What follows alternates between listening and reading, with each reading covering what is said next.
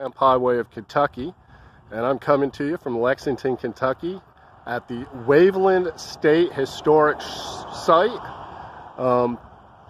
This estate was founded by Daniel Boone Bryan, and as we would say down here in Kentucky, Daniel Boone Bryan was Daniel Boone's sister's boy. So he was Daniel Boone's nephew, and he settled this estate in around 1786, and he had a grist mill here, a paper mill, a girls' school, a gunsmith shop, which would have been very important on the frontier. And then after he died, his son Joseph Bryan tore down the original rock house and had this beautiful mansion erected, which I believe was done in 1848. And so what the state has done is preserved this as an antebellum historic site where you can learn about life in Kentucky prior to the Civil War.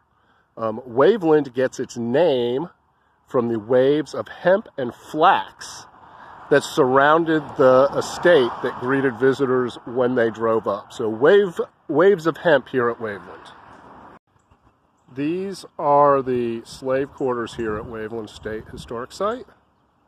And again, these have been restored to approximately what this would have been like in the 1840s and 1850s prior to the Civil War.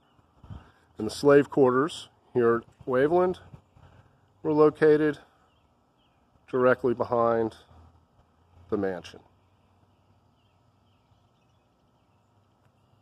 Several years ago, University of Kentucky professor Dr. Amy Taylor and her History 595, Slavery and Public History, did a survey of what slave life was like here at Waveland, and you can learn more about that at the Hemp Highway of Kentucky website, www.kentuckyhemphhighway.com. This is the garden area at Waveland.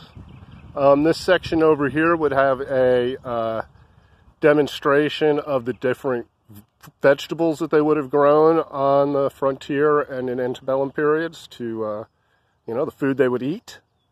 And then adjacent to that, there is an educational hemp crop that goes in the spring. Hopefully it will this year. And then there's also a walking path that takes you around some of the old mill ponds and things like that.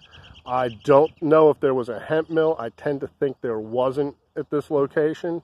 But there was a paper mill, probably a sawmill, and a grist mill as well.